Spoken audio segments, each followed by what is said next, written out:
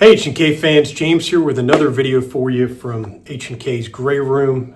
Again, taking advantage of this wonderful location and the weapons that are here. Spend a little time after hours tonight to give you another of our target of opportunity type videos.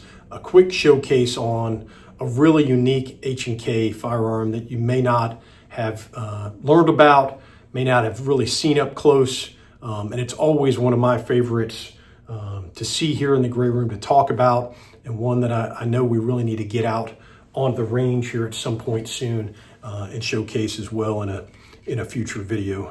And what I'm talking about is the HK416C, only offered for a short period of time as a more compact variant than the 10.4 inch HK416 that they had developed and released earlier. This came out of a contract requirement for, as you might expect, even more compactness. They wanted to see how short can we get the barrel length, what can we do about getting an even more compact stock onto this design, and that definitely comes with some challenges, even for H&K. You know, working the gas piston operating system, there's only so short you can make this barrel before you have issues with the performance of the actual cartridge not living up to what you want. And because of the buffer tube and the buffer and buffer spring that you have in a traditional AR pattern weapon, you know, there's an amount of length that you need here at the back of the weapon, so you can only get it so compact. So what H&K did was they made some modifications from that original 416 design to make it even more compact. So what did they do? They went from a 10.4 inch barrel down to a 9 inch barrel, and you can see the handguard length. If I compare the two kind of side by side here, you can see the length on the 10.4 inch ones a little bit longer. Because of that shorter barrel, you can see they've added here this accessory dual sling loop adapter as a hand stop. This came off of the G36 UMP design and was able to be retrofitted right onto this Picatinny handguard. And you can see on most of the models, you'll find the HK vertical grip as well. Just there's not as much real estate on the shorter handguard of that. Up front, you'll notice again, because of the lack of real estate and one to mount optics and probably lasers, they utilize the folding front sight that mounts onto the gas block. Now, this was a design that H&K had also offered on their previous HK416s, even though this one you can see has more of a traditional front sight mounted on the Picatinny section here forward of the handguard. But you can see the hole there in the gas block and these two little notches that allow the front sight to lock in the down and the up position. This was carried over, and that's what you'll see here. So just simply pulling up on the front sight allows it to fold down. Obviously it's not going to fold flat because of the suppressor mounted, but that's what you'll see on all the ones that I've seen as well. You'll also notice these are still in the time period when these early gas blocks also had sling loops mounted on those. That was later removed with the 416 design. This one also has the Rotex Compact 3 suppressor from B&T mounted to it. This was the partnership design to be able to provide a whole product solution of the weapon with a suppressor because those end users were looking for something that was incredibly compact with a suppressor to be mounted on there. More on that in a moment. And then the rest of the differences are obviously here at the rear. You're going to notice that there's a significantly shorter buffer tube here with this redesign, and you can notice they've gone to a kind of MP5 style dual fork compact butt stock.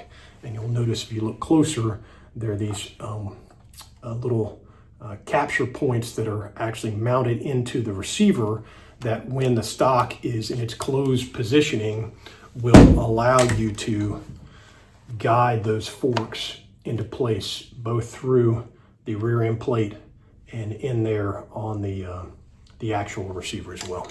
So now let's take a closer look at the key components of that. First, we'll start with the suppressor itself.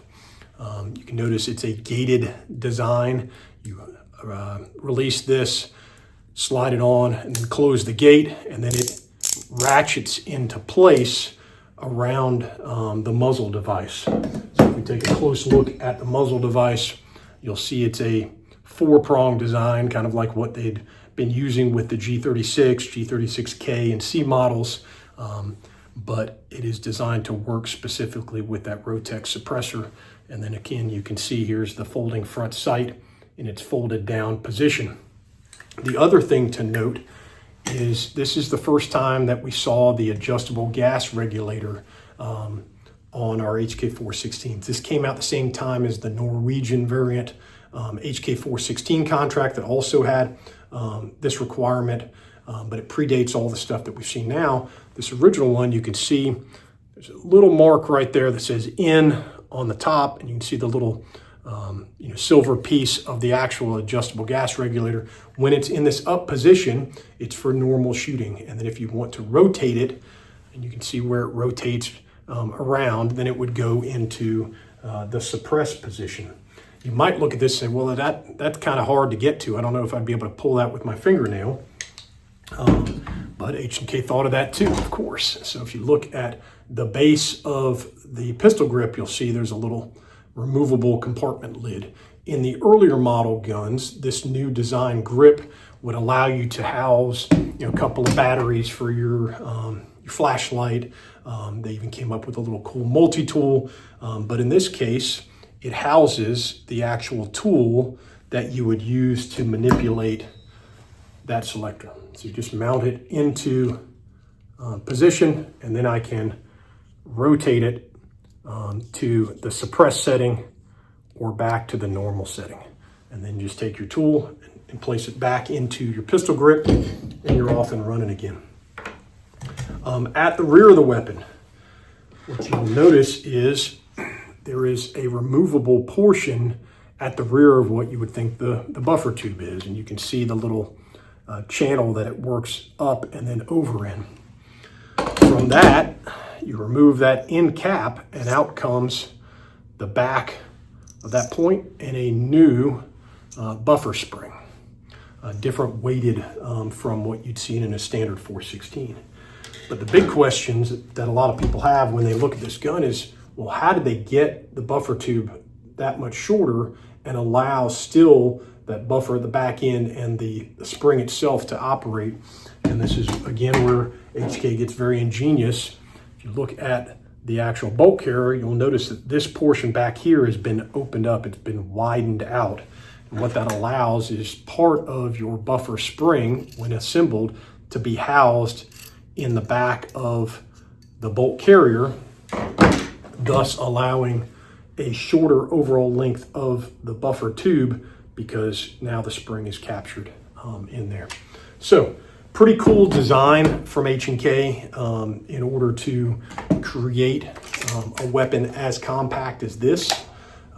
It's kind of a shame that it's no longer in the product catalog, because it is actually it's about as compact as you'd want to go with an AR pattern weapon, and really from experience a great fun version of the weapon to shoot. So we'll have to do that in a future video sometime.